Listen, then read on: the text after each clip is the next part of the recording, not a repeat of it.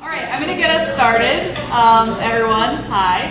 Hello. Nice to see you all. My name's Jewel. I'm from New Jersey, and I hang out here in New York, and I do things with events here, there, and everywhere. I am also a part of Consent Rocks, which this is the board of, or a good quotient It's of. all of us. All of Yep. you? Okay, cool, great. So, yeah, I'm going to let you guys just say a sentence or two about yourselves, starting with you. I'm Dan Henderson. I'm from Toronto, Canada. I'm the, I feel like I'm the dark horse on the Consent Rocks board. My crisis management skills come from 25 years of bouncing. He's our muscle. That's right. He is the Root Squad. The Bruce. Just a little bit. Yeah, and I'm the managing director of Consent Rocks. My name's Heather. I'm Lonnie Angel on FetLife. I am been working with consent issues for about 4 years with the NCSF. Been doing Consent Rocks since 2015 when we were 3 of the 4 founding members. And it was all the idea of Great Answer, who can talk more about that in a moment. He's the one to blame. He's the one to blame. I am currently the CEO and just tell these guys what to do. It's a great gig. Yeah, exactly. My name's Gray Miller, Great Answer on FetLife and other places. And yeah, the Consent Rocks started out as grants that were going on by me at various unconferences I run called Brews, particularly one in Toronto. It's finally we got the opportunity to actually try out some of the ideas in practice. And ever since then, we've been adapting and changing the principles. One of our unofficial mottos is iteration is sexy. So we are constantly working to make it better and to just try and make the community a little bit of a better place for consent issues. Awesome. So I'm going to cycle back just because we have some new folks come in. Again, this is towards a better understanding of consent incidents. I'm Jewel.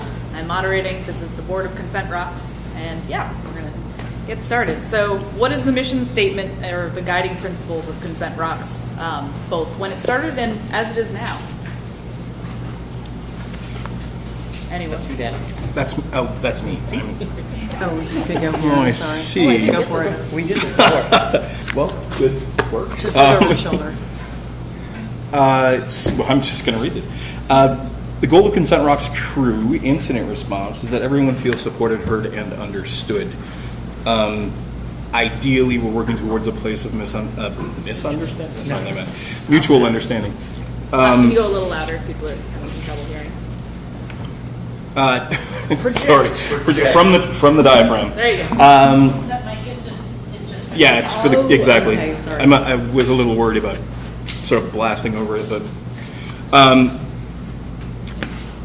one of the sort of rocks we stand on is that we trust everybody until it's clear that we can't trust them. Intent. We trust everyone's intent until it is clear we can. And I'm the one who said this. Your quote. Yeah, my quote. So, He's the one who came up with that. yeah, so, I mean, that's trusting everyone's intent is kind of where we started. Right. And as we have grown and sort of attended more incidents over the last sort of year and a half, we've really refined it to sort of supported, heard, and understood,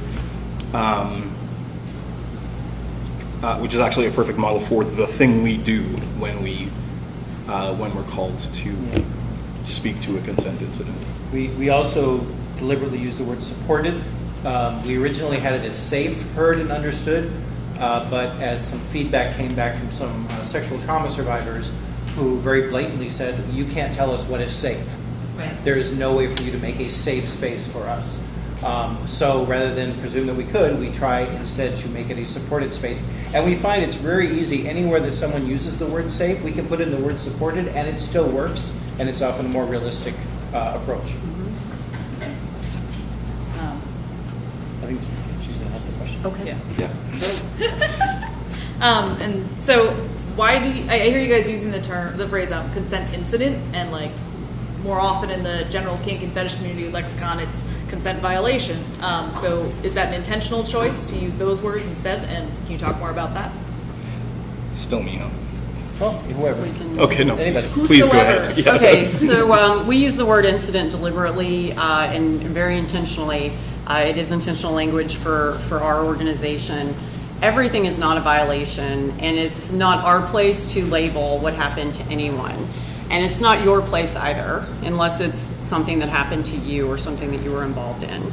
So that is something to keep in mind.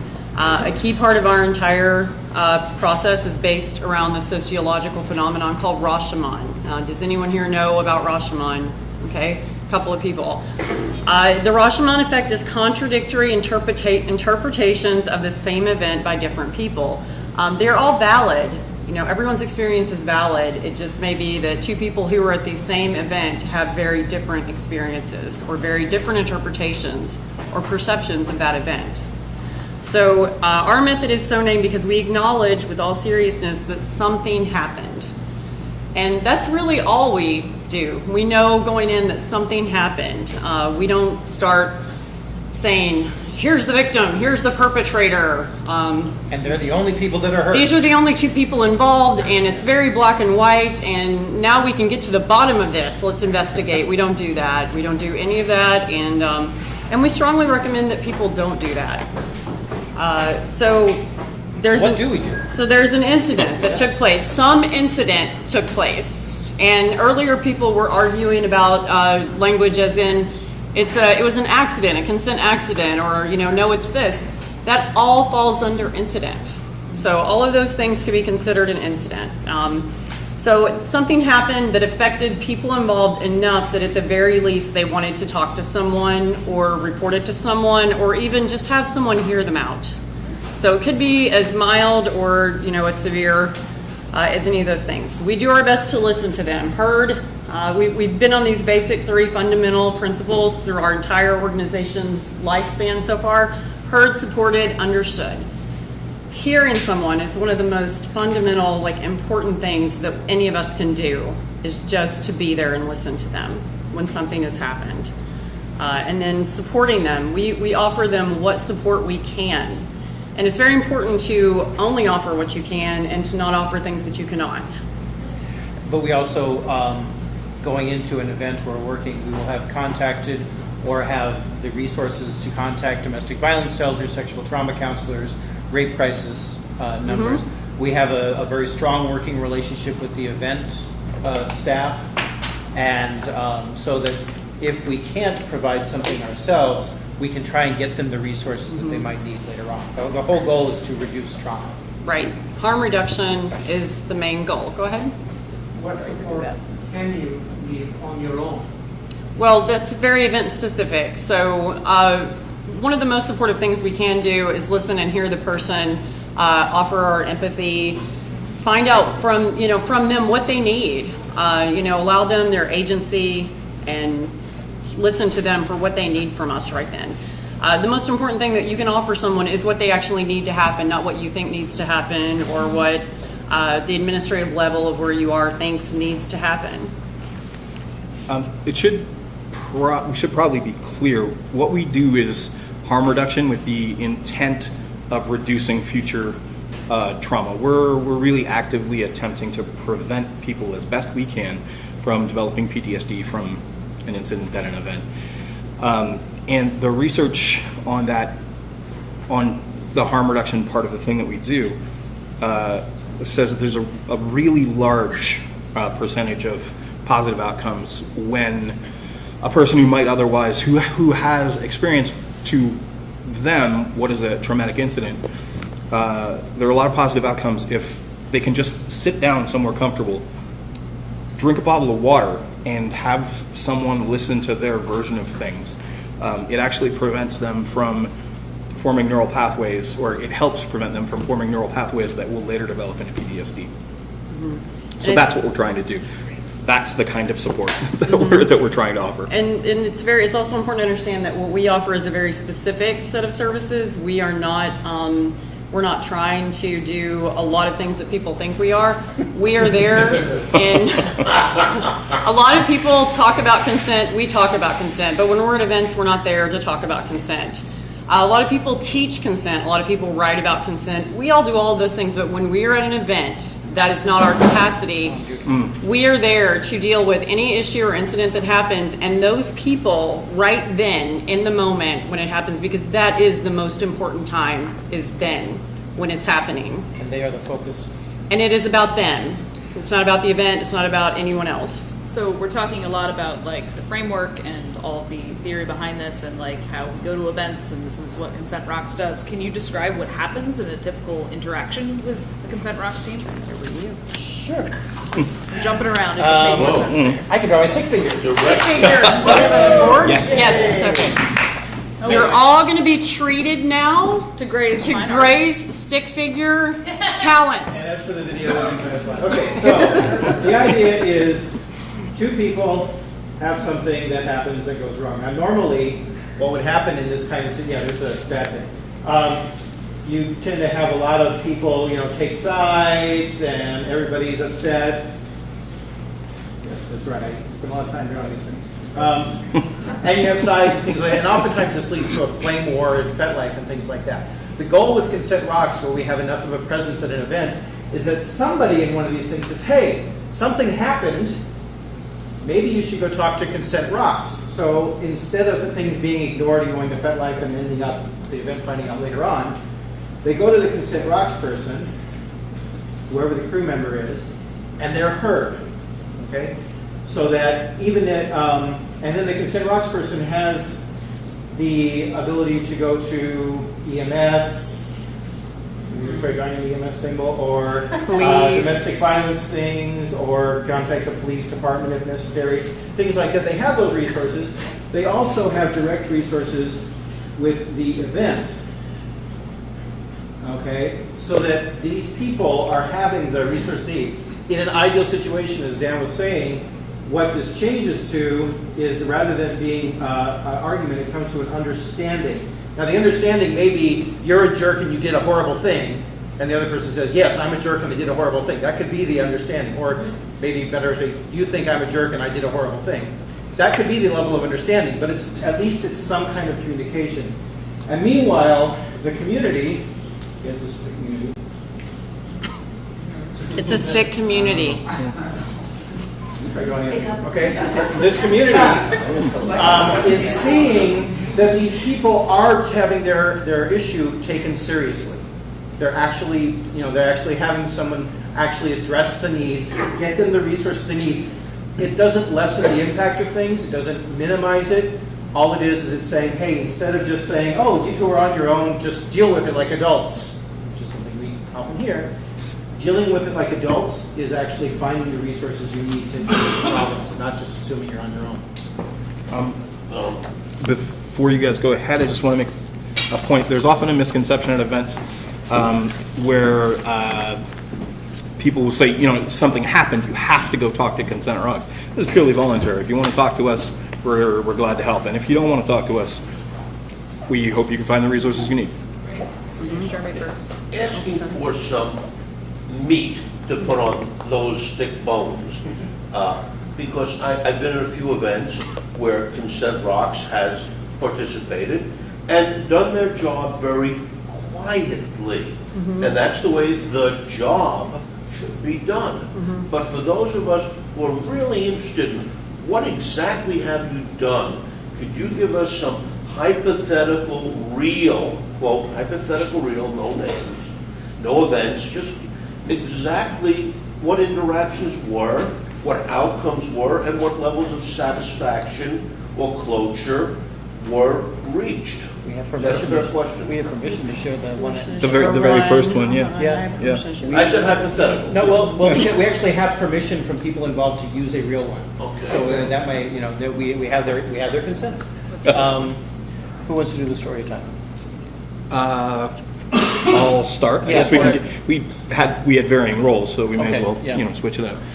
So I'm sitting at the desk and on duty This with is a rope craft in Austin, 2015. 2016. 2016, February yeah. 2016. myself and the fourth founder, Eternal Angel, who lives in Australia and so can't be here today, are watching some people talk, and it's getting heated. Security is there, and it looks like security is intervening, and I may have mentioned I was a bouncer. I'm watching the thing go down, and I think that's not good. And Angel said, should I go talk to them? And I went, yeah, maybe. And Angel went to see what was going on. As it turns out, there was a woman who had their ex at the event, and they were sort of following them around and being creepy and like being in their space and stuff like that. And she was getting super freaked out. And so... Can I add something to that? Yeah, absolutely. She had actually reported that to security the day before, and security had gone up. Bruce, I'm going to use you as an example here. Security had done exactly this. We know what you're doing. Knock it off. We have our eye on you. And that was the extent of it. Yeah. That was the extent of the talking to.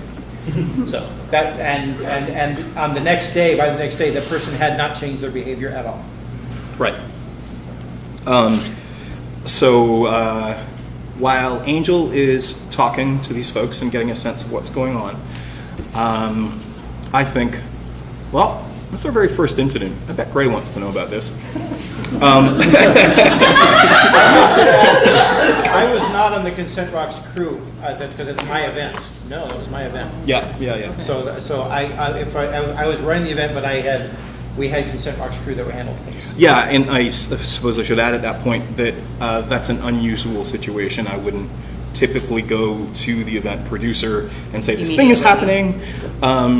Except in this case, the event producer was the creator of the process that was taking place. Also the person who trained me to deal with this, so I thought, I'm going to get him.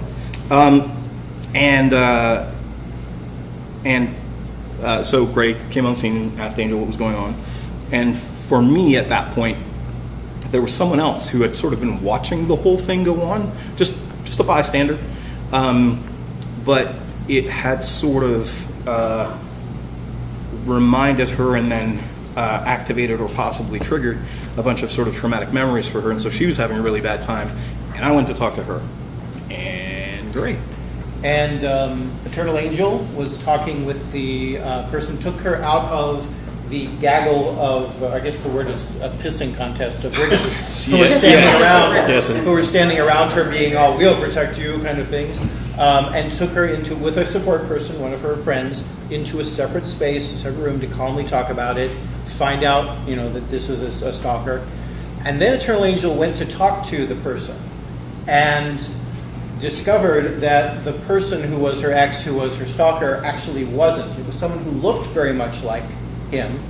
He had been a 6 years ago ex, and someone who had a similar name tag name to the ex's name. And it had triggered her into doubting this because she had a very traumatic experience with her ex. However, this was a person who was from a completely different state, had never even been to her hometown, was there with 10 other people who could vouch for his identity and his positive role in the community, and things like that. Now, what we could have done, I want to stress, part of the reason I think Consent Rocks works here is because a lot of events I know of, at the point where she said, that's my stalker, he's not changing his behavior, he's out of there. Okay, and then you have the FetLife wars and things like that, the mistaken identity. In this case, it was a case where we said, okay, this is it. This is not that person. Again, the previous model would have usually been to go to her and say, look, sorry, you're absolutely wrong. You're totally wrong. How dare you accuse this person? That kind of thing. Instead, what Eternal Angel did in her brilliance, she's trained as a social worker, by the way, is she got the evidence, like his business card and things like that, and brought it back to the woman and said, look, he has all these things. What do you think? What do you think about this? And she was able to, she looked at it and immediately broke down and started blaming herself. Oh my God, I'm crazy. Oh my God, I'm a danger to the people around me and all this stuff. And Eternal Angel was like, no, it's not you. if nobody's to blame here, it's the ex that's to blame. I got to have some interaction with the guy who was involved. He, when he realized what had happened, was completely supportive of her, not only in terms of backing out of a future, she had to perform later on in the event. He said, I'm not going to attend there. I don't want to make it worse for her, even though she knows it's not me that did the problem. He made sure she knew what events he was coming to in the future so that she would not be shocked and surprised. Suddenly this person's turning into an advocate for her. So now, we've had a lot of incidents since then. They have not all been this wonderful, this happy ending kind of thing. We were very fortunate in that one situation. However, I do believe that there were a lot of points in the process where that could have gone really wrong, that it was prevented from happening by using the consent rocks process. So We had a really lucky first start. It went really, Yeah. really well. So does that give you a good idea? That's one. Okay. Yeah. One. Okay. I mean, Yeah. All right. So, well, we can't give you details on other specific No. incidents. Yeah. What we can say is, like if you take the outcome of that incident specifically, what do you think would have happened if no one would have addressed what was going on there? Or other than just the security person intimidating the person, giving no explanation? Let me just go a little further then. Hypothetical, just to really be hypothetical. And I don't know if this is the most common incident that occurs, but it would seem to be among that common thing. Two people go to a dungeon. One comes out saying, I think my consent was violated. Oh my God, I'm feeling terrible now. Help me. So the Very thing common. is that, well, okay. I've heard that. I can certainly deal with that, but the thing is that I think there's a popular perception that that is the most common. But that's not the most. It is a common one, but I don't think it's the majority of the instances we deal with. Be shocked. It's far more likely will someone come up to us and say, "Oh my God, I think I might have violated someone's consent." That's actually happened. That's happened Yeah. more It's than happened once. several times. And then Several the next person that comes to us is someone saying, I think I witnessed a violation, but I'm not sure. And then maybe at that same event, the only person that doesn't Right. come talk to us is that person who possibly was violated. Now, if that happens, with the person comes and says that, then the answer to your question is, and that has happened, we immediately sit down with the person, we hear about what their experience was, we try and help them identify what their actual needs are, and then try and address those needs. And if the need is, we need to talk to the other person, whatever, that's fine. It's not about getting to the bottom of things. It's what do you need right now? And if what you say is, I just needed somebody to hear me, which is, I think, often what we end up doing. Yeah, that's the what most we do. common for me. Yeah. And that's you brought up an extraordinarily great point there. When it's the other side, we do the exact same process. Yeah, it's still We about hear, what do you support, and try to come to an understanding with either side of the equation. Or witnesses. Like, Other Yeah. bystanders, other people in relationships with those people who may be adversely affected. but before we answer the question, is when we neglected our metaphor, which is Oh, yeah. Don't which forget is the that- metaphor. Don't What? never forget the metaphor. Yeah, never forget the metaphor. A lot of times we tend to think of things as a law and order situation. Dun dun. Like a crime has been committed. We must get to the bottom. We must find the perpetrator and punish them. We must find the victim and heal them. We look at this as more like an EMT situation. For those who remember the emergency, or Tell your I guess story. Chicago Home. Yeah. Basically, if as a former EMT myself, if I arrive at a scene and it's obvious that a drunk driver has caused an accident, and there's his wife and his kid are in the accident too, and there's a totally innocent person who has been involved in the accident, who do I treat first? Whoever's Exactly. the most injured. I don't look for who's to blame.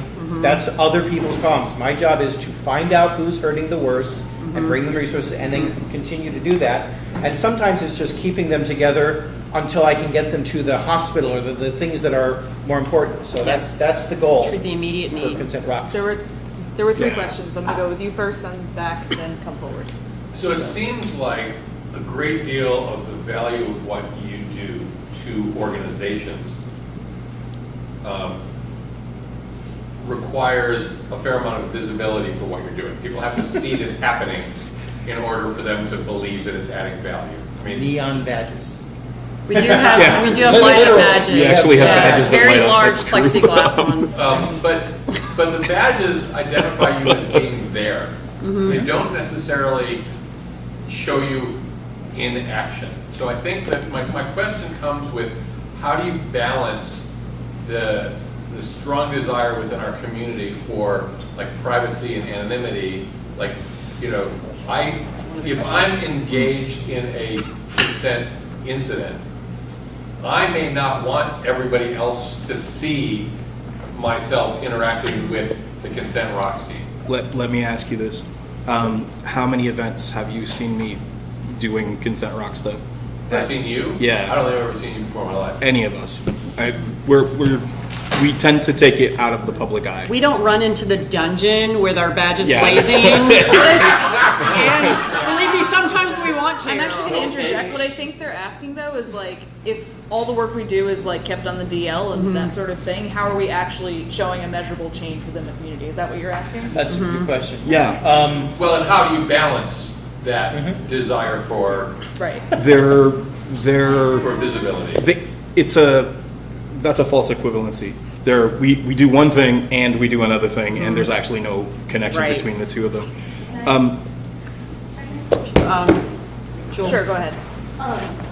So, If it's directly connected. Is it Directly connected to this? yes. Okay. So my contribution is people who have directly benefited from the Consent Rock team. If you're willing to tell that. Are going to tell the people around them, like, hey, these people do a really good job, and advocate if they see something going on to, hey, you should go see these people. They do a really good job. We're also in all the programs, I'm sorry, for all the events that we're at. They announce, usually have a full page in their programs, have us on their website. The last one I attended had a full page on their website with pictures. Ropecraft has pictures of the Consent Rocks advocates and team crew that will be there on their website. The other thing that we have, and Deb Hinchy is a good example of this, sometimes event producers will kind of be skeptical about it, like, well, I guess we'll have Consent Rocks, but you know, we require a sizable amount of infrastructure to support a team.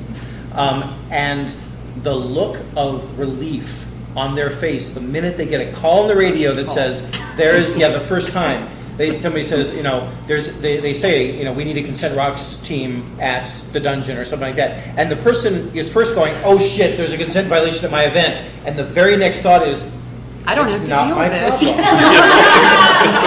the look of relief on their face is just unbelievable. And Deb will tell you, you know, she was very skeptical the first time, but that first call hit, and after that she was like, yes, this is what we want to have. I have someone for that. Let Yeah. me just and it's similar to a medical team. I mean, if you And think they of a are medical team, independent. you hear, you know, somebody broke their leg in the dungeon.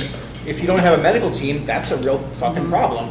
If you do have a medical team, you're like, hey, medical team, go deal with that. It's also important to note in this Tell me section, what we happened. are independent of any event. We are an independent entity, so we are a third party. We are not staff of that event. We are not, obligated to that event to do what they want us to. We are just there to help the people that are actually affected, and that is all.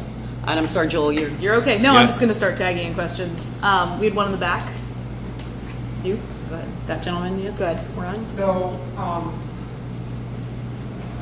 We're going to What- try and keep this to questions, not right, comments. what you said that not a small contingent of people that come to you are actually tops coming to you and saying, I think I violated someone's consent. Mhm. So I have two questions here, and they're both kind of interrelated. What does that person actually want usually? Generally speaking, or what are their needs or wants or and so on, and what kind of service or support or what are the tangible, aside of listening, which I'm not discounting, but what are the tangibles that you provide that person that comes to you and says, I may have violated the So the first thing that they want to know is they want to know what to do. They want to know, what do I do now? Do I go up and talk to the person? What do I do with that situation? And the second thing they want, hey, we were just talking about you. And the second thing they want is they want to be reassured that they are not a horrible monster. There's a tendency in the community to immediately other, and other is a term that's used in a lot of social justice circles, to other somebody who does something wrong. Oh, that's those people, we need to get rid of them so we can maintain our community. forgetting that that person was a member of the community moment before. So what they need is they need a sense that they are still human. They need to have some sense of respect and dignity and support in that way. So what we do is we give them that kind of a space so they can figure out, without panicking, without having lots of other pressure on them, what to do next. I'm actually going to jump back in questions for a second and move to another point that's in here, and that is, so why don't you just ban people then? Like, why is that not the right Why answer? don't 'Cause I think we? it's Why pretty don't we just closely ban related people? to Why what you were don't just we? saying. Can I take my plug-in real quick? And then A I'll let little, you guys yeah. go. Real quick, I would like to have a plug-in for a browser, so you programmers out there, that anytime there's a kink discussion where people are talking about banning, after they use the word ban, it immediately adds afterwards, comma, because I don't give a fuck about the next victim. So that's my easiest way to explain why I don't think banning is a sustainable solution. Go ahead. Sorry, did you have another person No, to it get was- questions from? Because she has one as well. Yes. I don't actually understand that connection. Okay. The way that Yeah. it's, the way So that elaborate. it's usually framed is we have to excise this person from the Right. community to prevent a next victim. But you're okay. Yeah, I hear you. But yeah, you're not. You think that's gonna prevent? What you No, are it just what you are doesn't. doing is you are protecting. You maybe are protecting a small group of people that you know Right. at the expense of people you don't know. Got So it. it's saying I don't want to know the next victim. Which here's the thing. I say sustainable solution because I have a ban list for my events. Okay, I do have people that I have banned for the events. What I don't think is that that's a sustainable solution. The reason I had to ban those people is because I don't have the resources to help them find a way to come back to the community and things like that. It's needed. The resources are needed. I wish that they would, could find them. We were having this discussion earlier that people, we don't believe that, the idea of whether somebody is irredeemable. It may be the case, but I don't think we're qualified to judge that. None of us Yeah, are we can't qualified, judge that. and probably no one in this Yeah. room. Yeah. So what we do is we try and make sure that. So what I do is, yes, I have a ban list, but I'm also out here trying to work to make it so that there's a less chance of that having to be necessary again. And I'm very aware that those people that are out there that I have banned are, just because they're not at my event does not mean that people are out of danger from them. Sorry. No, go ahead. I had a completely different, unrelated question. Let me I let think me just some other get a people are quick. tagged. Go Let me ahead. just put a quick plug in here. Please. In terms of the restorative justice stuff, just a couple of weeks ago, Grant, I had a chance to talk to Dossie Easton, who is out of San Francisco and is working on putting together a program for people in that situation. So it is happening. There's also a test group in Philadelphia that I'm aware of doing a restorative justice program. I've talked to the woman who's helping head that, and we will be referring people to them as long as they have the resources to take them. Let's cycle back to what you were saying. Sure, yeah, my core question is, have you guys found some helpful language to when two people have radically different experiences of the same event, how you can build empathy or get over that monster wall that can really prevent people from being able to empathize with somebody else's experience on sort of either side? What kind of language have you found most helps two people reach empathy if they genuinely have radically different experiences of the same incident? So sometimes you could start. I Go was ahead. just- So from situation to situation, obviously it varies a great deal. Like where the wall or the divide is or why it's there. And I think we probably all say the same. The place we start is reflective communication. So somebody says, well, blah, blah, blah, I did X, Y, and Z. We kind of reflect it back to them, not necessarily in exactly the way they said it, but more the way we hear it. So that it kind of helps them. We want to try to get them to the feelings that are driving I'm sorry. usually the more reactive phrases that they're using. Yeah, there's some. We use some techniques from motivational interviewing, which is a thing, and also nonviolent communication. But both of those, we're very aware that those are, first of all, used by clinical therapists for therapy, and we aren't therapists. And second of all, they're also used by people to manipulate other people, and we don't want to do that either. So we're very careful and only use it to try and help someone find a more calm statement of their needs. And we do go back and forth between the parties, however many parties are involved, if they're willing to let us, and talk to the other parties about what the other person's perception was of what happened. And sometimes that is helpful, and sometimes it is not helpful. But we just do the best that we can in those situations. I'm going to pivot again because you brought up the point that we draw from nonviolent communication, motivational interviewing, things like that. What are some other resources that this process is drawn from? Psychological first aid techniques, sexual trauma counseling, domestic violence counseling, the International Police Chiefs Association has a good set of guidelines for how to do an intake interview with someone who's been through trauma that we lean heavily on. What else do we do? NCSF? The NCSF, yes. Yeah. Sorry, how could I forget that? Excellent. Go ahead, Jeremy. Connection with the event promoters. At the end of the event, do you share information with the event promoter, and to what extent? Mm-hmm. That's a two-part question. It's a two-part. Could we let Deb speak about that? Yeah. She wants to. Oh, sure. So they do, well, why don't you guys talk about what you do? Okay. And then I'll talk about the experience. Deb, for folks who don't know, is an event producer who has worked with them. Yes. So can speak from that perspective. We talked about your skepticism earlier before you entered the room. Yes. Oh. Yeah. Your initial skepticism about using Yeah. it. Yes. So we do have a reporting process. We have an actual, should I say, secure online form. An encrypted. For, We make it happen reports. as secure as we can, an online form. Experian approved. Right. It's So we have an online form for our crew members to use. It's available for our crew members, volunteers, etc., that they can fill out regarding any incident they've responded to, and then those incident reports come to the three of us. Right, we're the only ones that see them. Yeah. At that point, and the secretary of the organization, who is Sarvanaya, and then at that point we look over them and make sure that we feel like everything that needs to be included is included, and that there's no what should I say this not to be rude, no biased or anything added that shouldn't be, such as their own projections, etc., or opinions, the crew member. And then we do give those reports to the organization. That could be a different person for each organization. Some event owners just have one owner, some have an actual consent person on staff, and some have a board. So yes, we do turn those over to the event. We do also respect the wishes of the person involved. So unless we feel that the incident is likely to be repeated and can harm someone else, and that's a judgment call. If someone says, look, I don't want anybody at all to know about this, we will respect that as much as we can, because again, the intention is to give them what they need, and that may be part of what they need.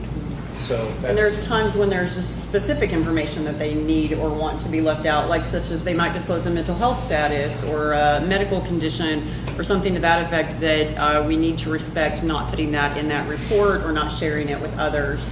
Those are all things you have to take into consideration. And it's worth stressing. The second part, Let's let Dan finish. It's worth stressing that. please, I'm hearing impaired. So I apologize. Thank you. Unless we don't, it's worth stressing that we don't work for the event. Right. So while we willingly will turn over reports that people have said, like, yeah, it's okay. If they want nothing said, then nothing is said. Yeah. We're not there for the event. We're there for the people at the event. Mm-hmm.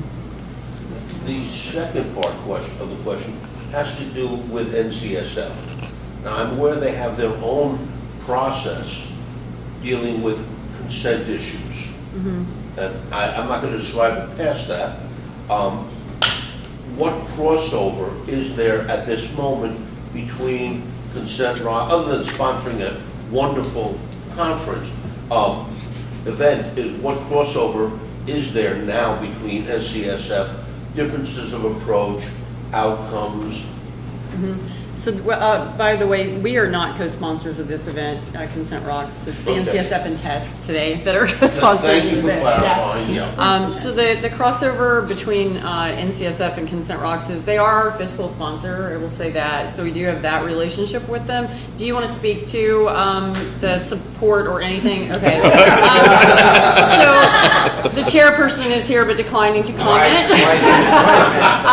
I would like to say they have offered us a great deal of guidance and support as far as if we've gone to them for resources, and we do refer people to them when things are larger than we can deal with because of the scope. They deal with a very different scope of violation when it rises to the level of violation than what we can handle. We can get kink aware professional resources from them, and oftentimes after an event we do follow-ups with the parties. And there have been times where after the event we have had to find a kink aware therapist for a person who is involved in an incident, multiple times that's occurred. I can call the NCSF anytime, right, Kevin? 24 hours a day and ask them. For a confidential resource. Right. Involvement called an app. I'm a fiduciary sponsor. Their mission had to align with our mission and be approved by A our. little while. Their mission has to align with our mission as a fiduciary sponsor. But as a fiduciary sponsor, it is our position that we're just a bookkeeper and we're not direct to maintain that. We have to have a hands-off approach. Right. So we cannot be involved with them. They can come to us as a resource. That's why I declined to comment. This is their organization.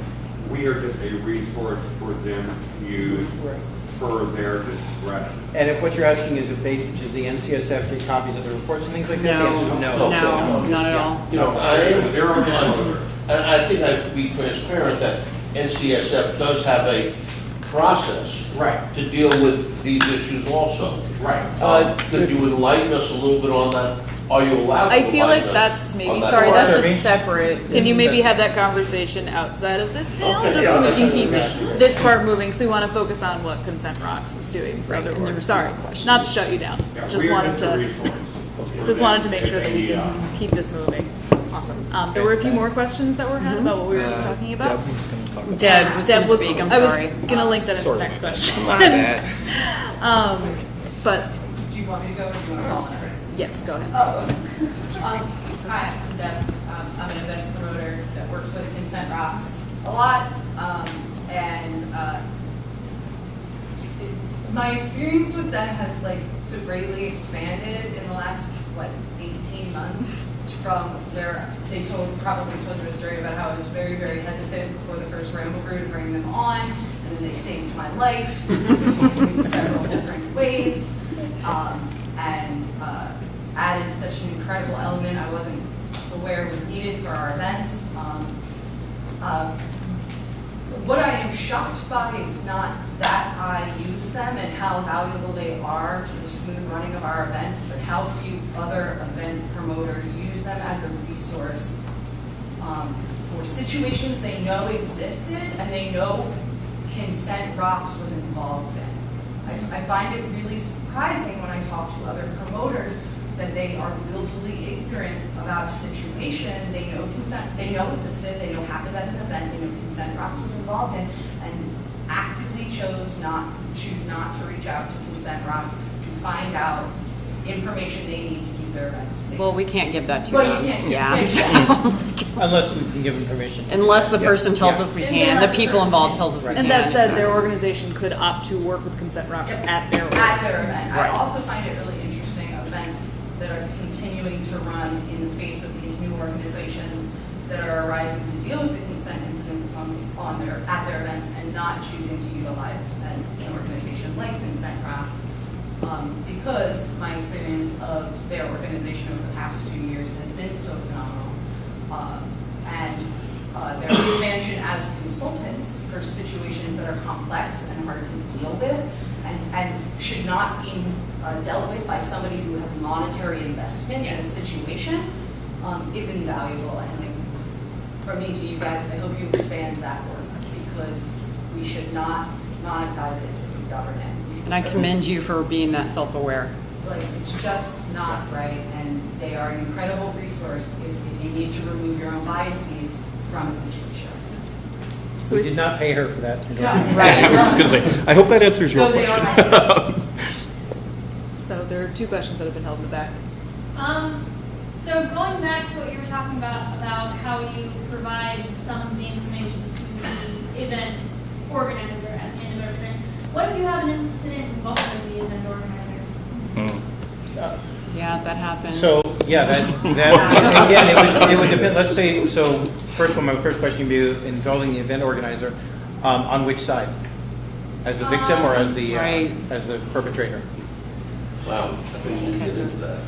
Well, no, I'm saying, I mean, well, the first thing I want to point out is that. You just mean at all? At all, okay. I mean, all in general, but yeah. specifically if, let's say, it's an easier example if I use them as a perpetrator. Okay, and exactly. The Yeah. other side of it doesn't want information given to that person because they were directly involved in the incident. So that is a delicate and uncomfortable situation to be in.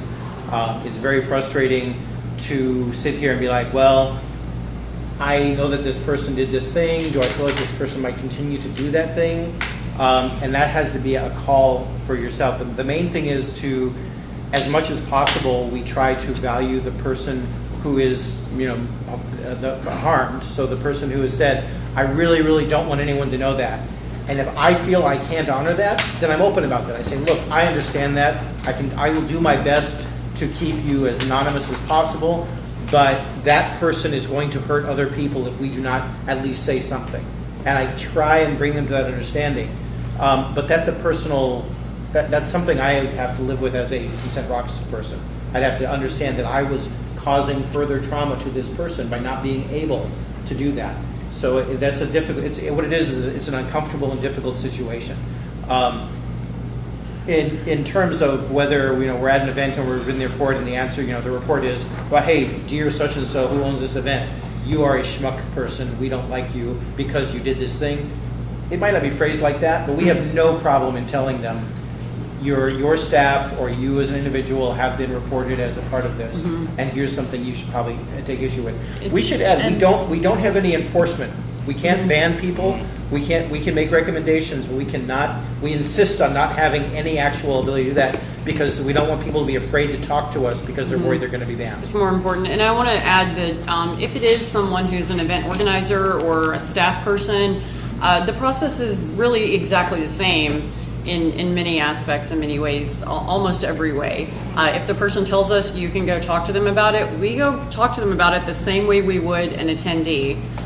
We don't care that they're the organizer or the owner of the event.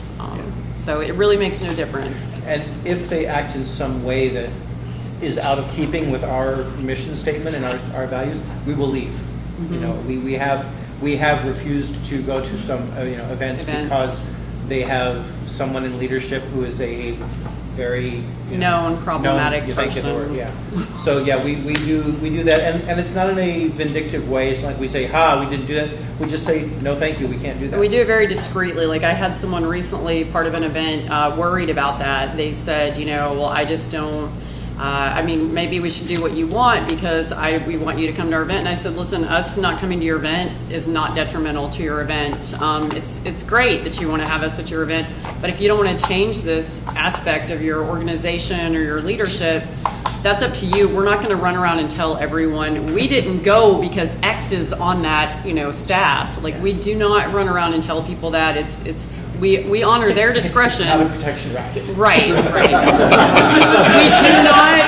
We do not make a post on FetLife about it. Sure would be awful if something bad happened to your event. Their discretion is one of their most defining attributes. It's tantamount to our organization. There's an event that rhymes with snow draft. I think there was a question in the back. Hi. I've been following the work you're doing on online and on FetLife, and I appreciate all the thoughtfulness that's gone into it. So it's kind of a two-parter. I'm curious to know what I know you have some sort of training program. I'm curious to know what that consists of. And We're going to get there. What the training consists of, and the other part is, because I know that's comprehensive, is there a lower threshold of things the community can do to better regulate and just like community members and attendees being conscientious and helping We want that to happen. Have ideas about how to, what that would be. They did class in Baltimore. What's that? They did class in Baltimore. We've done the class Yeah, in numerous yeah. cities now. Yeah, I mean, do we want Yeah. to talk about what our training procedures look Sure, like? historically? sure. Our training director is Gray. I'm sorry, there's another question, but Gray is our training director and our vice president, so he can answer that. Is this related to that, or? Kind of. Can we hold that until after hold we it? talk Go about ahead. that? Real quick, yeah, we have a training, very set and training program that's an 8-hour day, including lunch. You go into it, you don't have to know anything about Consent Rocks, you come out of it being able to start implementing it in your community. If you want to implement the ideas, that's fine. It's a Creative Commons kind of thing.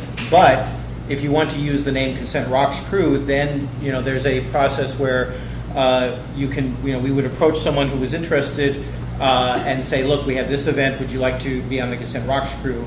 And there'll be a more experienced person as the crew lead at the event, and then people sort of work into that as it goes. And the crew lead is in charge of running the shifts and things like that. The training includes at the very end several role play scenarios that are directly drawn from the sexual trauma counseling educational system or educational processes, which is really difficult. Yes, yeah, it is. combined with our we've field dealt with, experience, things that right. we've seen in the community. And that is a pretty powerful process. That role play at the end, people kind of come out of that going, "Wow, holy shit! Big eyes. This is interesting." Somebody once said it was like a truck headlights, when they just, and that's just the role play. So it's a pretty good training process. We're in the process of trying to put it to video, although much as I love video and technology, I think it's a better in-person process to do. It So. is. Go ahead, Dan. I thought you had your hand up. No. Okay, so All right, so why don't you go ahead? So I started teaching a class on how to handle consent instances, both as someone who's been harmed and someone who's done harming. And my original question before you brought that up was, is there anything that you would absolutely want to see in a class of that nature from what you guys? how to apologize. How to apologize, yes. Yeah. Empathy, how to apologize, language. Yeah. There's a And- lot of things you should have in that class that are very specific. and the fact that because this is something that we see a lot of times, and I don't know why, but if a top is accused of something, what they want to do is they want to find the person and fix it. They want to just what can I do to fix it? How can I fix it? And it's hard to help them understand that you can't fix something that's broken. What you can do is take the time to make sure you're not breaking things in the future, and usually that involves pulling things in so you're not lashing out. And I think that whole idea of the positive, constructive thing is not to try and fix it necessarily. Yeah. I mean, not that there can't be steps done if that's what the person wants, but too many tops like, well, what does the person want me to do? That's something you hear, and the answer is, well, nothing. You already did it. The Well, answer- often it's take responsibility. Yeah, take responsibility, Yeah, that's but clear. taking responsibility does not absolve you. It doesn't make it go away. It's not magic. And Yeah. and if you don't address the situations, the contributing factors that led to it happening, it's going to happen again. So. Yeah. You had your hand up for a while there. If this is an offline, out of scope, that's fine, but to an organizer who is interested in perhaps having you aboard, what would you give us in terms of useful knowledge? To an What's it take organizer to get you- wanting to have us aboard, Yeah, is that what what's you it take said? to get Consent Rocks out? We actually have, we can answer that briefly here, but we do have that outlined on our website, which is www.consent.rocks, for those of you who are interested. We have, a few requirements to bring us into your event, and it's actually specific to each event. It depends on the size of your event, who's involved, where it's at geographically, et cetera. Is there a too small or in terms of size of the event? If it's, so we do, It's more resources. it's more resources. We've done events as small as a few hundred people. We've done events as big as 1,500 plus people. So we do all sizes. We're doing one coming up that's 100 something. That's a little smaller scope, but still a weekend long event. So we have crews anywhere from 2-man crews that are just on for that whole weekend. Person. 2-person, I'm sorry, crews, all the way up to, so far, 7, I think, is our largest crew. Is that correct? So 7 is the largest crew that we've had to date, but it can work in any number. That is very dependent upon the crew lead, and the lead sort of chooses how they want that structure to work. The person back there with their hand up. Just a quick question. What does follow-up look like after an incident? You mentioned protecting the community as a whole. It is extremely emotionally taxing. No, I'm just joking. Go ahead. It looks like many different things. It varies from person to person, from situation to situation. It could just be a quick email to say, hey, just wanted to check in, see how you're doing, to hours and hours on the phone several times after. You eventually have to sometimes just refer them to someone else and set your own boundaries and take your own self-care into consideration to sort of close that out and maybe refer them on to someone to help them where you can't. Right, yeah. It's a difficult process, and it's one of the reasons why I was talking with the Consent Academy people. They're consent advocates that they can train to work within an organization. That seems like a place where follow-up could be easier, because again, it's a matter of resources and time and literally spoons. You know, this is literally emotional labor, and it takes a toll to varying degrees depending on what's going on. So, yeah. So I want to first thank you for the work that you guys have already done. As you just touched on, there is your work has kind of in person been concentrated on the multi-day kind of events of at least 100 people, as you say. That's fantastic. As the organizer of local parties, which are much more the preponderance of where things are happening, the multi-day events are the exception, not the rule. So given that they are both more numerous, smaller, and there's less time at the event itself, because I have a party that I run every other month right now for 6 hours in an evening. That's not enough time to deal with something, even if it happens at the very beginning of the event, right, to the scale that you do. So what are your recommendations for smaller evening parties, those kinds of things, which are the more numerous types of events in our community? Well, I might take exception as the more numerous. I mean, they might be more numerous in a particular community, but there's not a weekend that goes on that there's not an event going on in the United States. We travel all and we the go all over time. the United States. Right. So, I mean, from my point of view, there's a lot more events going on than there are parties going on in my community. Mm-hmm. But that's. I'm just saying that there are a lot. I'm saying they're both things. And here's the thing: this particular process was designed for events, and it works well for that. I hear you with the issues there, and I totally agree with you. It's a different problem, and it's a need. situation. We're still working on that, and I know that Deb actually has been working on implementing it. It's something that is in process, and I'm not sure what the answer is. Deb, the venue that you work with talked about they're going to have our people come in to train their staff and volunteers to better handle consent incidents at the events that are party like.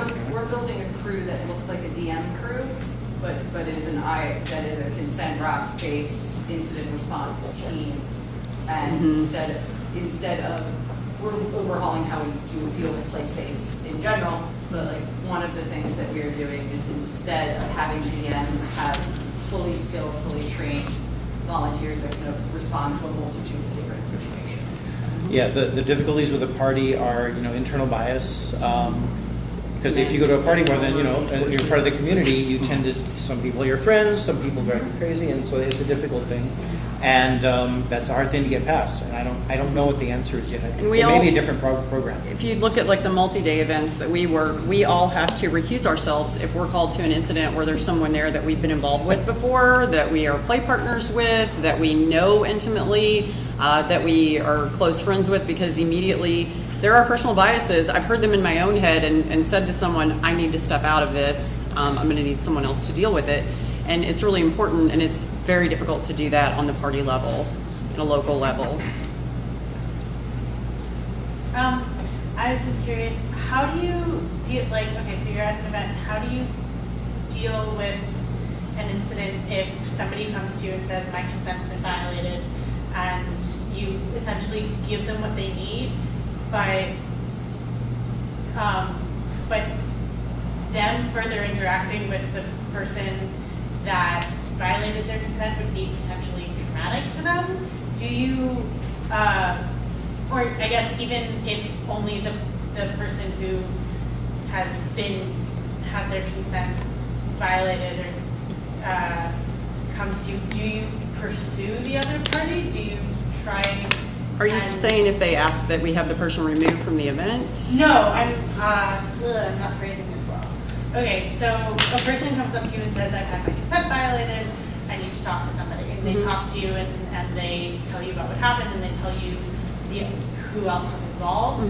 Do you then go to the other parties involved? Depends on what they want. Right. One of the questions is, what would you like us to do? Right. Are you okay with us going and talking to that person? Okay. Yeah. Is what we ask them. Right. And that's a multi-step process. Mhm. So, And is it possible for you to go and talk to the other people without having those people? Sort of. I mean, yeah, Yes. we'll have a meeting. Sure. yeah, absolutely. No, we don't. But it's like, if you go up and you say, hey, I can't tell you what happened exactly, but have you had anything happen recently? Unless that person is someone who has done dozens of things, they know who you're talking about. Right. They Right. Can't because anonymously go. So there's a little bit of an issue there with anonymizing things, although we do the best we can. Yeah. But yeah, it's kind of the Well, yeah, and so if a thing happens and we hear about it from the person to whom it happened, and they say, could you please go talk to? We say yes. We try to find them, and if we can find them, we ask them if they want to talk, because they don't have to talk to us. Our job isn't to get to the bottom of things, right? So if they also want to talk, it would be it's often really helpful to help the sort of two parties come to a mutual understanding, even if, as Ray says, the mutual understanding is oops. Maybe let's go ahead. I was just going to say, that speaks to the language that we use. Like, we don't go up to somebody and say, hey, we talked to such and so, can you tell me what happened? Or can you tell me what you think happened? Because both of those are different. We say, can you tell me what your experience was? Because it validates their experience without invalidating the other person's. Right. And also, we can frame it as, hey, somebody had some troubles. It would help if we could talk to you and kind of hear what your experience was. And it puts them less of an antagonistic situation and more of a, we're trying to help fix, help make things better. You can be a part of helping that happen. Sometimes it works, sometimes it doesn't. It's worth a try. Usually listening to both sides gets us the most information, not asking questions, not trying to dig deeper, but just letting them talk. Have you guys talked about the experience that you guys have had where the first reporter is the person who believes they violated? Yes. Yeah. Yep. It's like, I find that It's very good. Can you just touch on what if that need is they want that person removed? We can pass that on to the event manager, and in some cases, we can also accompany that with a recommendation. But it is not our call to make. And we tell them that. We say, "Oh, I hear you that you want this person removed. Just so you know, I can't make that decision. If you'd like, I will ask the event producer what they think." And so that's what we press them. In asking this question, I'm going to make an attempt to practice my best MDC language. But what I think I heard you say was one of the things that people often are looking for is an apology. And I'm wondering if you can articulate some of the qualities of an apology that are most effective and some of the qualities in apology that you hear most often that do as much damage as good. I was going to say, for the second one, Let me just go pull read up that Fed. life. I'm going to read you an ineffective apology. There's many examples online. If you'd like, Gray, please give an example because he's a genius at this. The good apology. Oh. That's you. Okay. You teach a class on. Yeah, I do. Teaches a class on how to apologize. A good apology. I don't have my notes in front of me. One thing is you acknowledge what you have done, and it's about what you did. It's not I'm sorry if, it's not I'm sorry but, it's not I'm sorry that you, it's I'm sorry that I did this thing. Here's what I did. If possible, explain what effect you have had on the other person. and I see that that has had the effect of such and such and such and such. You ask what the person might need, if there's anything that can be done to fix it or to help improve it, and be willing to hear no. Be willing to hear that absolutely not, and you're not entitled to hear something back. If they say, I need you to do this thing, then you say, okay, I can do that, or you say, I'm sorry, I can't do that. You're still entitled to have your own boundaries. You're still an individual. And then you also have to be willing to, you can start out the whole thing by saying, I'm sorry, and they'll say, I don't want to talk to you, and you accept that. You're not owed an apology. What you are able to do is then take a look at your actions and figure out yourself how to go on from there. Whether or not you're also not entitled to forgiveness. You can do everything completely right, and the person may not forgive you, and you have to be willing to suck that up. And I would like to add that we've had several incidents, too many to count, where we've had both sides. We've had parties who wanted to apologize, and the other party did not want to talk to them or hear their apology, and they just wanted, the person to leave them alone. We've had parties who wanted and needed an apology, and the other side could not give or couldn't give an apology that would have helped the situation. So we don't bring those people together for that reason. Just as a quick example, I'm sorry I spilled your coffee. I see that you wanted that coffee and now it's all over you. Can I help you clean that up and maybe get you another coffee, or is there something else I can do to make that better? And here's a poor apology. I'm sorry I spilled your coffee, but you could have said it somewhere else. So to cycle back a little bit, because that's a super important thing that we covered. So we spoke a bit with Deb, and we spoke a bit about what you guys have done at various organizations and things. What would be a setting or an organization or an event perhaps that Consent Rocks would just not really be well suited for? Well, parties maybe. That could be one. I Possibly wish we could no. be. I wish Deb we could. disagrees. No. You don't think it's good. Okay. Yeah. Right, I wish like a it was, one-night but- party. Yeah, that would probably be a good example. But a consent advocate would be a really appropriate thing to have at an event like that. What else wouldn't we be useful? Maybe in the Amish community. I'm sorry, there's more questions. Do you want to take more questions? Yes. My question actually sort of relates to this point, is that I really love this model, and it also seems very specialized. For one of the things that I admire most about the BDSM community is the fact that consent seems to be such a top priority, and that boundary articulation seems to be a priority. And I don't find that in the vanilla community and other kinds of communities. Is there a way to replicate this kind of healing when there are other concerns, like the liability concerns that universities or corporations have, or the community concerns of like performance communities that may not have an HR department but certainly are susceptible to this kind of team psychology and radical, stakes get so high that everyone becomes a caricature of something and nobody's being heard. How can we apply this model to other kinds of communities, or is that not y'all's problem? So they are welcome to attend the all. We haven't, the all day workshop that Gray mentioned. Anyone can attend that. It's obviously maybe not accessible because it's not publicized but often it is publicized on Facebook as well in cities that we attend, and Twitter. So for instance, he was just in California both last year and this year doing trainings in different cities. And I know that was on Facebook, FetLife, Twitter, and maybe advertised at other centers, et cetera, out there. But no, earlier in another small group we were in over the lunch breakout, people had the same concerns. Unfortunately, it's just we don't have the manpower and the resources to go into vanilla society and offer this, because all of us are extraordinarily overextended already. And we were saying, we could. I think it would benefit, especially like sci-fi conventions, or we've had people from blues dance community, from the slam poetry community, from the SCA, the Society for Creative Anachronism, and the answer is, well, you can come to our thing. If we come to you, it's going to just cost more because we don't have the resources to reach other. I think it's probably beneficial, but We need to have, we're a nonprofit in the literal sense of the word. Right. Yeah. Right. And we are a nonprofit technically as well. I also think it may be relevant to mention that for an organization like this, we're super early days. We're 18 months in. Check back with us in 5 years. Right. And we maybe can branch out. We'll have the manpower to branch out, I hope, in 3 years.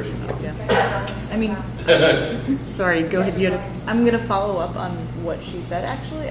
So I was trying to I work on the crew with them at some events, and I was trying to explain to my therapist what it is we do. And he's like, so you create the bowl in which this happens, the talking about this. And honestly, within my time since the training and working with Consent Rocks, I found that this has led me to develop my listening and empathy skills in ways that I hadn't been practicing as much before. And so, yeah, you may not be able to install a team of Consent Rocks crew folks at your events, but as we move forward as actualized adults in the world, learning to better employ listening and treating people with empathy and care and looking towards positive resolutions just among our friend groups.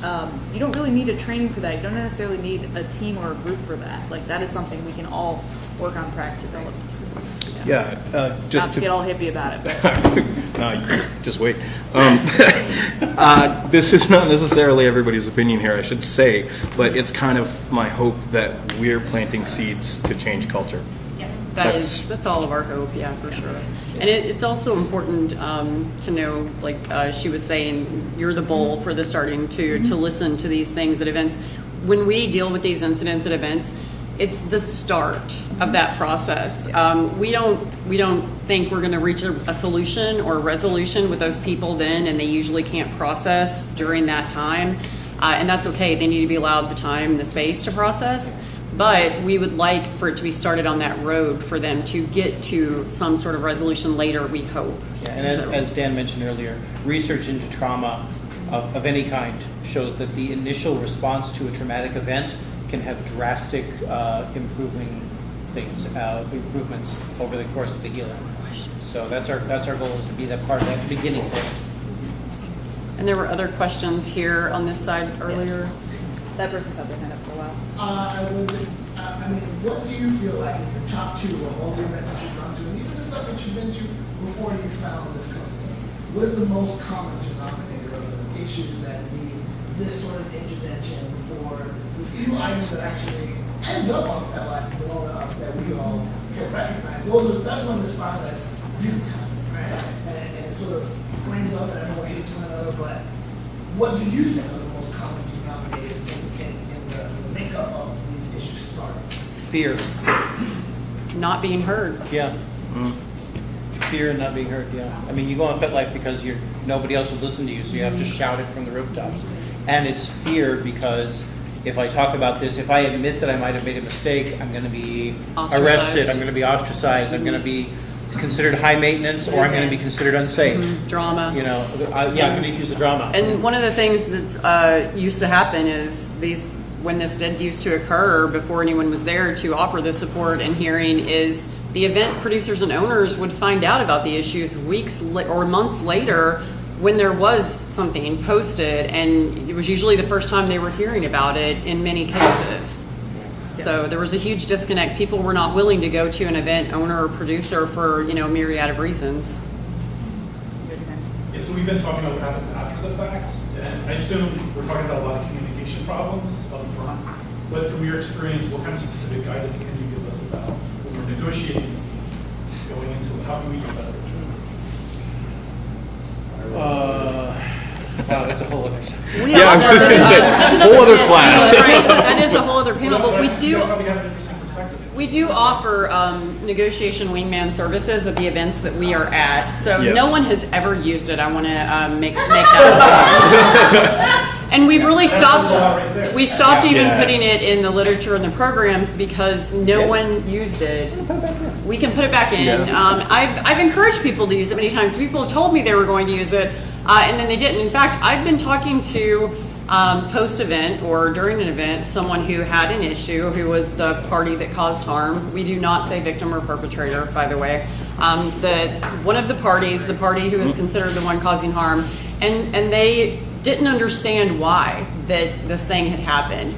And one thing I offer them is tell them that we do this, and they'll always, without fail, say, next time I'm going to find you when I'm going to negotiate. And they do not, because I'll see them at other events playing, and they are not seeking us out to help them with negotiations. I'm sorry, Joel. It's okay.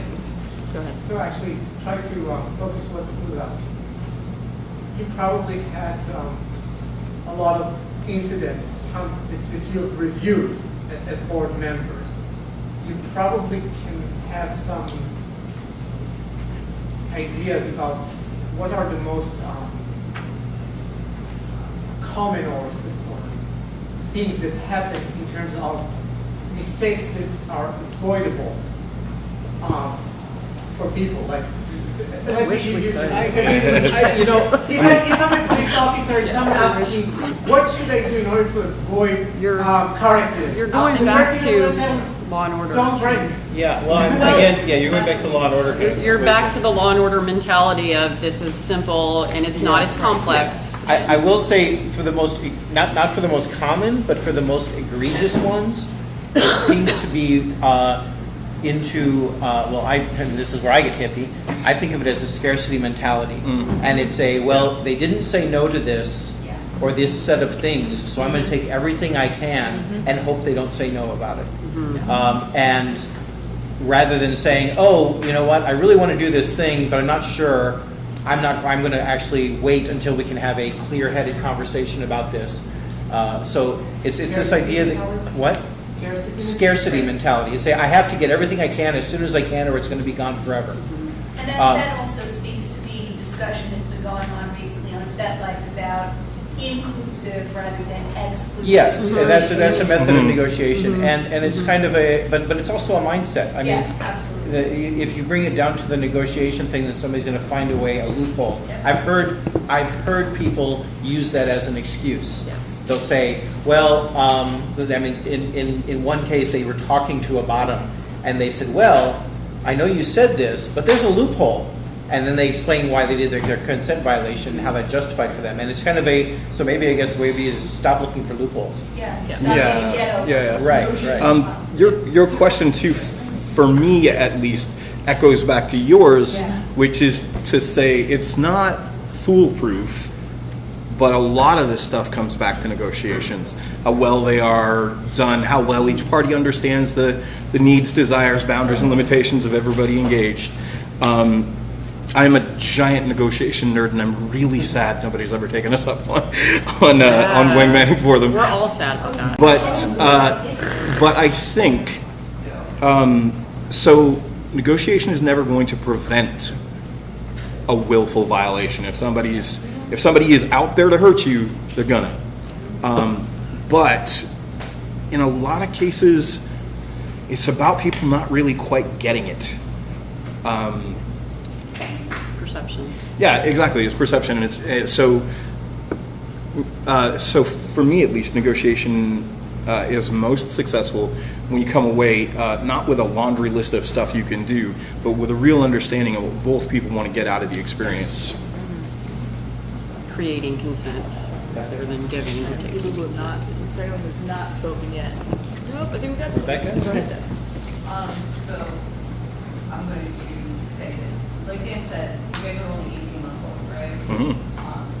And I feel like at this point you've done countless events. I don't even know what the number is. A lot. And now they're consulting to events on issues that they're dealing with, and they're able to seek you as a resource before they make decisions. And you're doing trainings. Can I ask both, what are your plans for the future? Like what ideas are percolating in your brain? And as promoters or active members of the community, what do you need from us? Like, well, how do we support you? How do you grow?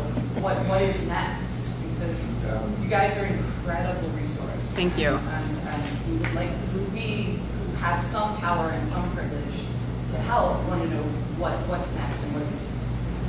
And I don't know what time we're at, but that's We've actually got plenty of time. one of our moderators. I think that may be the last question for our moderator, so I'd like to save it if that's okay. So we've talked a lot about, and I think more often than not, when we talk about incidents that happen, we talk about the type of incidents that X, Y, and Z was developed, or what was negotiated, and Q happened. So we have something that went beyond the scope of negotiation. And I'm wondering if so, how do you approach something where what was negotiated was specifically that X, Y, and Z must happen, and only X and Y happened. For an example, and this is perhaps a poor example, and it might be considered an illegitimate grievance, but I have been approached at an event by somebody at a lunch who was asking that they had negotiated a wrestling type scene where part of the negotiation was that the winner was going to receive or be able to perform some sexual act on the loser. Now, in that specific situation, the ability to withdraw consent, we would say. But are there situations in which, aftercare might be a better example, that specifics of aftercare were negotiated but not given after the initial incident, and that was actually a required part to make the first thing that did happen actually consensual. So do you deal with that differently? Have you dealt with incidents like that? I mean, I don't. Yeah, I was going to say, exactly. It's what harm. To me, that's no different. Like, if you're feeling harmed, if your brain is starting to set off things that will later percolate into trauma because you did a crazy intense scene, and then the person that you did it with just wandered off. Like, anyway, peace, babe. I'm going to get a drink. That's no different for us than anything else. Yeah, it's trauma. The one thing that might help out is that we might be able to go and find the other person and find out why they wandered off. Because it's entirely possible they wandered off because they needed that self-care. Yeah. And that can be a huge difference of experience, a reframing. If you say, well, they just wandered off and they were gone, and then you find out, and you think that that's because they disrespected you or they didn't care, and then you find out later on it's because they were triggered by past trauma or something like that. I mean, we can possibly help speed up that mutual understanding. But this last Ramble Brew, actually, this happened to me precisely. I was topping somebody and it was super intense, and they definitely needed aftercare, and I definitely needed to be somewhere else by myself. And I felt like a trash bag for walking off, but also I had to take care of myself. We managed to work it out, and it was all fine, but that's definitely the thing that happens. You actually you mentioned the iterative process, so I was wondering what you've learned and changed so far, especially anything that really surprised you. Yes, and yes. A good example was the very first training I did when I started talking about nonviolent communication. I had a very violent response from some people in the audience who absolutely hate nonviolent communication. So we took out nonviolent communication and we put in motivational interviewing. And the next one, we had a violent response to motivational interviewing. And we had an experience of really missing the nonviolent communication stuff, which really did help. And so now what we do is we just go in and we say, look, this is dangerous stuff. This isn't stuff we just take for granted, and we're not teaching you how to be counselors. And so it's basically a way of finding the right tools. Psychological first aid was also a big one, because after the first few events, we realized we had underestimated the emotional and physical toll of doing things. So that was another one. For our own crews. And I want to also point out Punk back there, who at the Dark Odyssey Summer Camp Summit, a lot of the discussions that we had with her and with other people there, Nimrak and others that were there, really helped us make our process more inclusive and more adequate. Or best practices evolve. Yeah. Yeah, that really helped a lot. Thank you for that. Punk, did you want to say anything else to that? Okay. Sorry to put you on the spot. Go ahead. What I'm looking for in this question is really areas of overlap. So I have taught consent workshops in nonviolent communication retreats.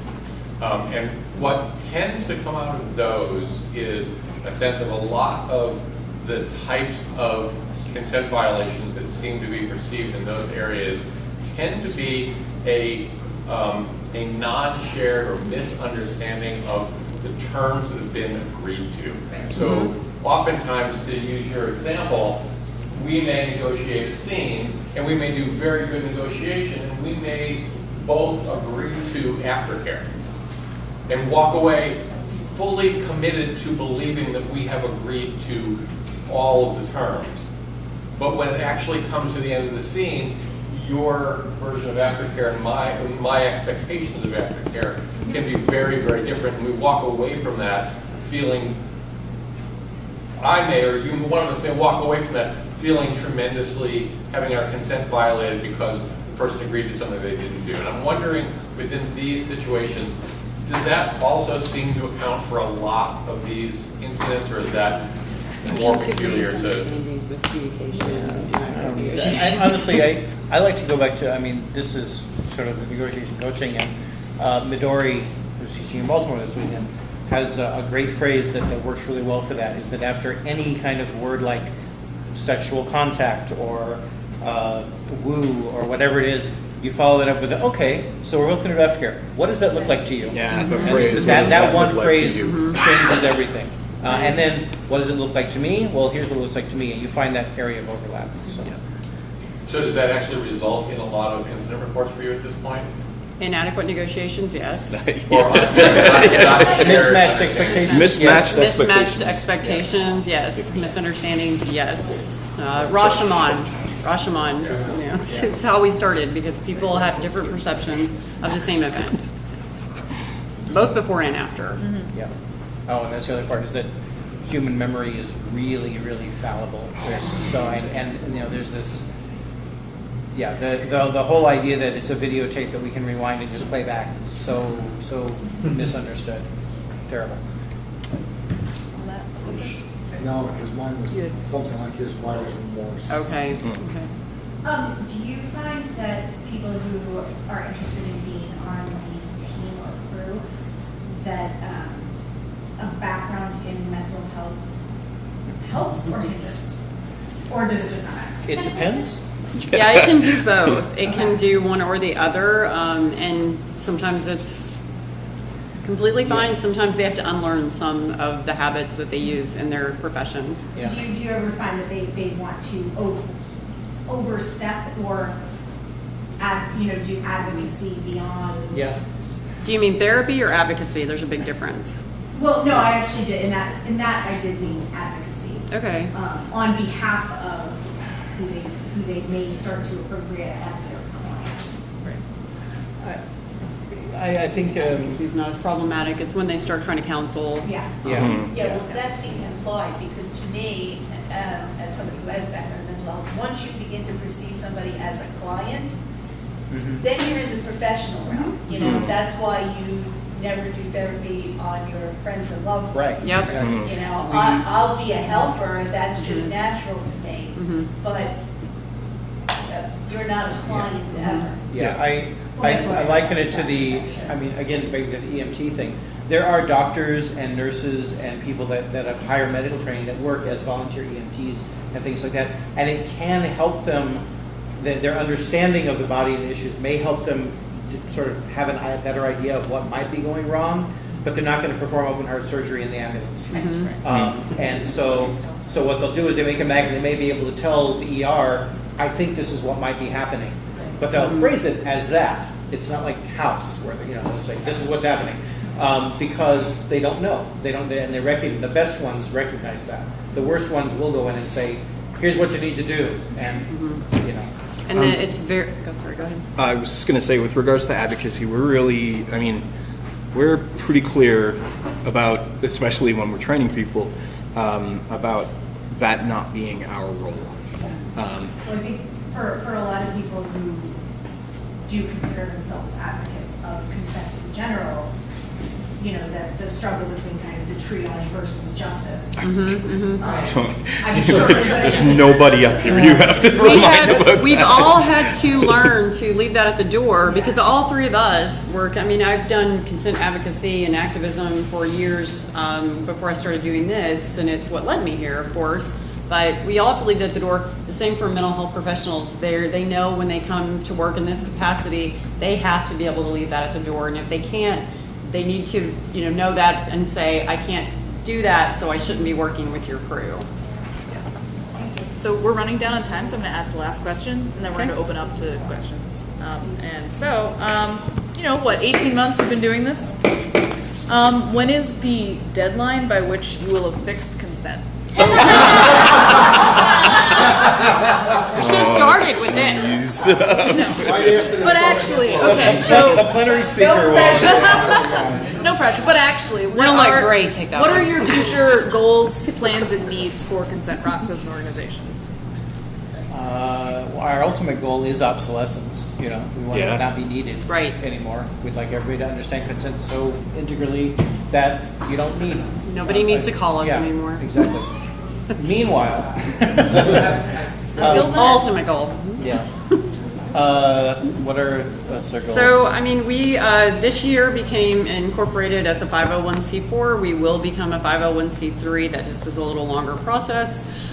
So we incorporating and becoming a nonprofit was an important part of our growth, and continuing on from there, we would like to continue growing in terms of volunteers, crew members. We have needs all over the country, and the three of us are constantly flying everywhere.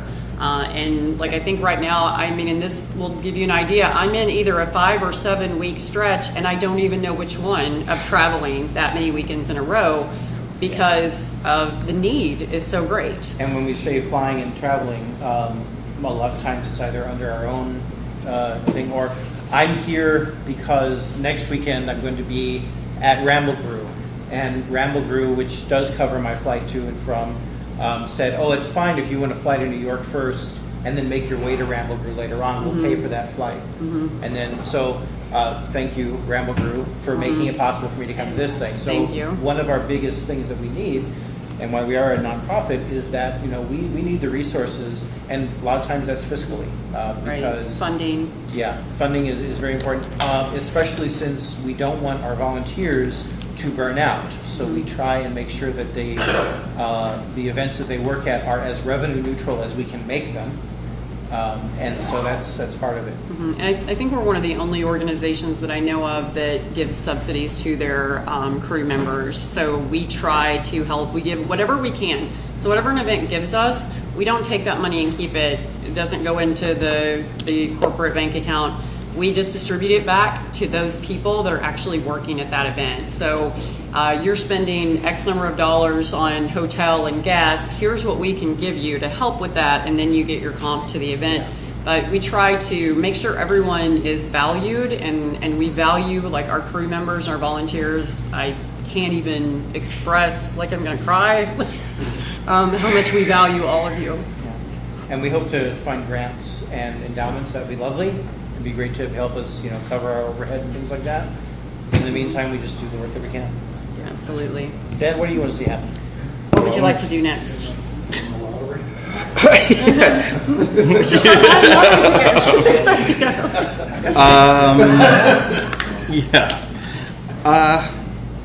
What do I see next for us? I think the sort of consultancy role that has organically happened. Yeah, I was going to say this is kind of you say organically happened. I say it was thrust upon us. Yeah. You're not the first. So I feel like we're part of actually a pretty serious watershed moment in kink right now, where there are organizations entirely unconnected to us at all that are popping up all over the country like mushrooms to do this work or work that's related to it.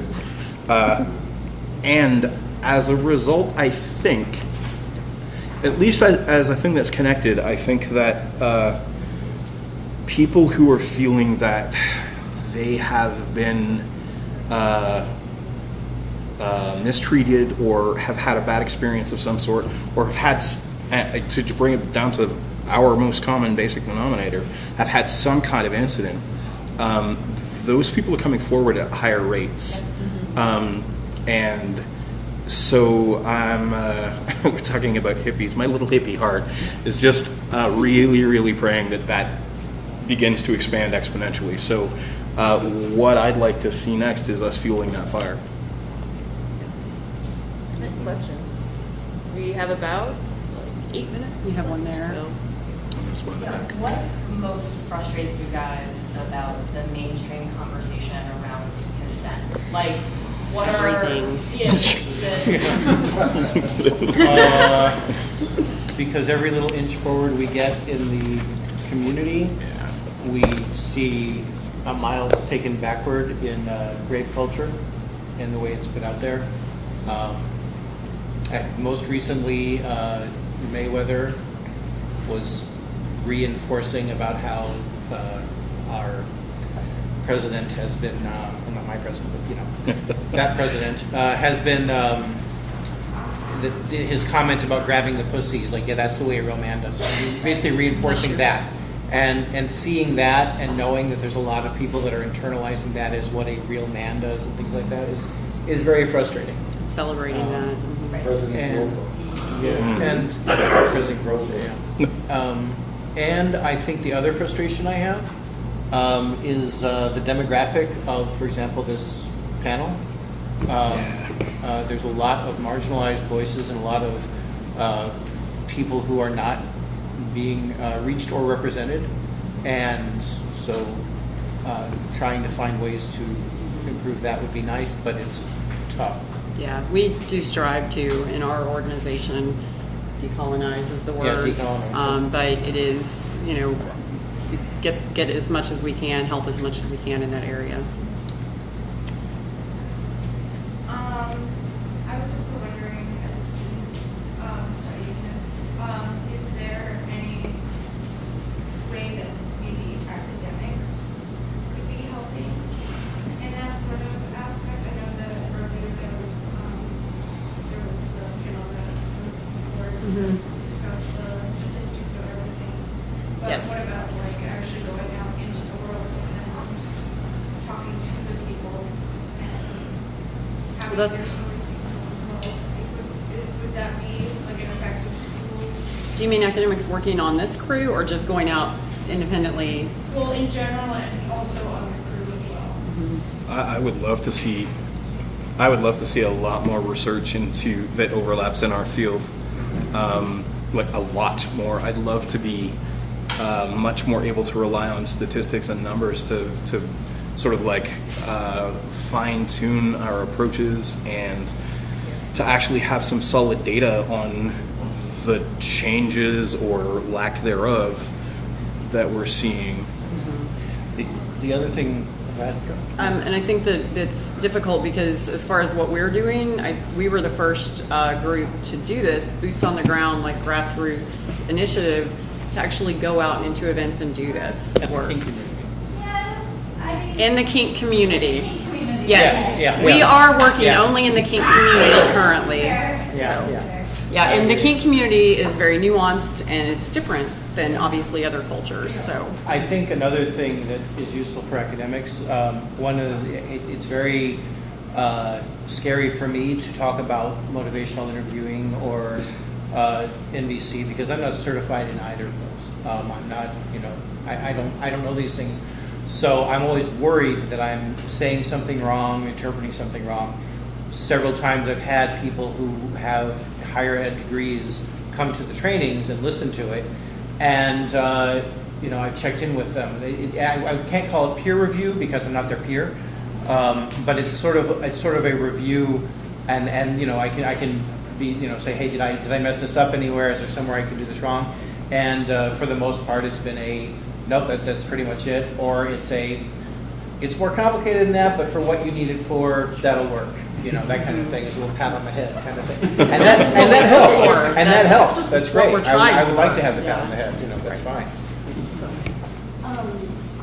What would you say the biggest misconception you deal with around consent? law and order. Yeah. Law and order. Yeah. Mentality is the biggest misconception. We're not the consent police. Yeah. Right. We are not the consent police. Yeah. Like in dealing with it says consent cavalry that come up, you want to know what the biggest misconception about. So to answer that question, we can't really answer that question because we have dealt with so many things we never thought we would. So obviously we had misconceptions, and all of us have been in the community in this lifestyle I've been for 25 years, you've been for about 15. 15. I don't know, whatever, 10, 1988. 12, yeah, okay, way longer. So, 30. So all of us had been doing this for a very long time and had our own misconceptions around, because until you actually deal with it. So I had done consent advocacy. I dealt with numerous consent issues, violations, years before I did this on an advocacy level. So I'd seen tons of them. All of us have dealt with friends, community members, etc. over the years helping with consent issues. We all thought we knew what we were going to be facing when we started doing this, and we were completely wrong. We went in and learned that we can't be ready for what we're walking into, because you never know. It could be like this instance that he's giving. X and Y and Z were negotiated, but Z didn't happen. So I am angry because I was now violated.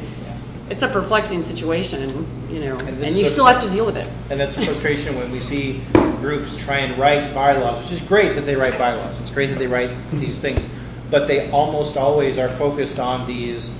X did this to Y. We must punish X, and we must do this for Y. Let's ban now. And that's what their guidelines are set for. And those strict guidelines just don't fit. And so that's so case by case. Yeah. I guess maybe the biggest misconception is that you could plan or know what your exactly what the prevalent issue is, because there's so many in all the different nuances and things that go on in our culture. It's just there's no way to know what we're going to deal with. So we are just about out of time. Would you guys like to say where to find you? Folks want to continue this conversation? www.consent.rocks. We are all on Twitter. Consent Rocks is on Twitter at Consent Rocks. Facebook, Consent Rocks. And we do not have a FetLife profile, but we do have a group called Consent Incident Response, CIR. Yep, and we all, Dan, Heather, or Gray at consent.rocks is the emails that work? Or just info at consent.rocks. All right. Thank you, everyone, for being here. Yeah, Thank you, Joel. Thank you.